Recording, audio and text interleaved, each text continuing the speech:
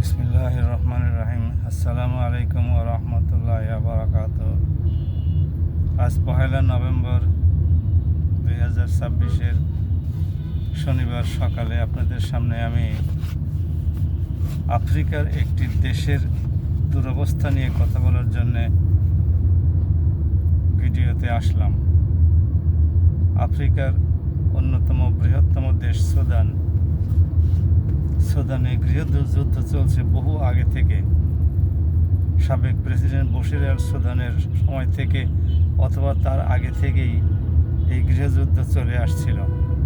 পরবর্তীকালে পশ্চিমা বিশ্ব সুদানকে দুই ভাগে ভাগ করার পরে দক্ষিণ সুদানে যেমন গৃহযুদ্ধ চলছে, তেমনি মূল সুদানেও গৃহযুদ্ধ অব্যাহত রয়েছে।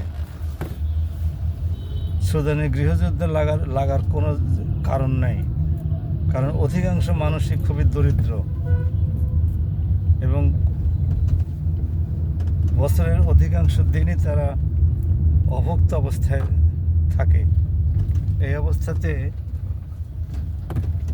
সুদানে গৃহযুদ্ধ লাগিয়ে রাখার কারণ হচ্ছে, সেখানে একটা পুতুল সরকার যদি পশ্চিমা বিশ্ব বসাতে পারে, তাহলে সেখানকার তেল, গ্যাস, সোনা, হীরা এবং অন্যান্য মূল্যবান প্রাকৃতিক সম্পদ তারা অপহরণ করতে পারবে পুতুল সরকারের মাধ্যমে।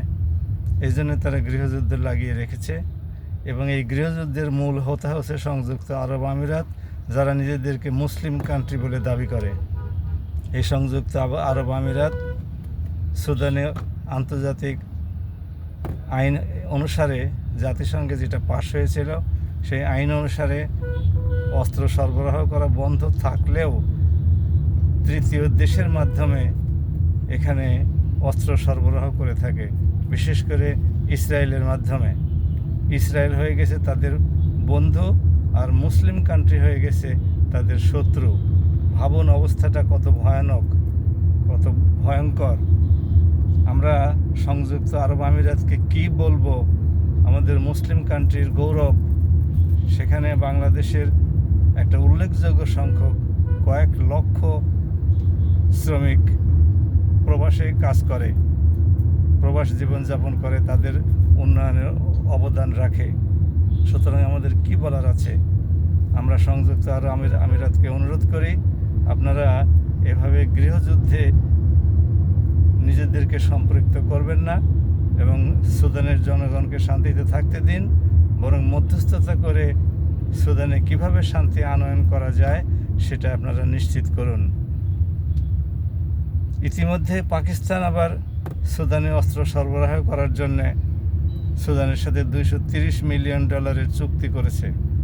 সেখানে প্রায় 20টির মতো যুদ্ধ বিমান,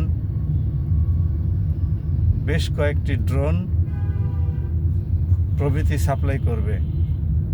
তাহলে সংযুক্ত আরব আমিরাত সুদানকে দিচ্ছে, সুদানের বিদ্রোহীদেরকে দিচ্ছে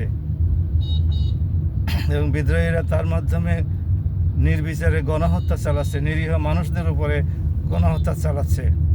অন্যদিকে পাকিস্তান আবার সুদানের সরকারকে সাহায্য করছে বিদ্রোহীদের দমন করানোর জন্যে। তাহলে সংযুক্ত আরব আমিরাতের সাথে পাকিস্তানের সম্পর্কের কী হবে? পাকিস্তানের তো লক্ষ লক্ষ 30-40 লক্ষ মানুষ সংযুক্ত আরব আমিরাতে চাকরি করে এবং প্রচুর পরিমাণে বৈদেশিক মুদ্রা তারা সরবরাহ করে থাকে।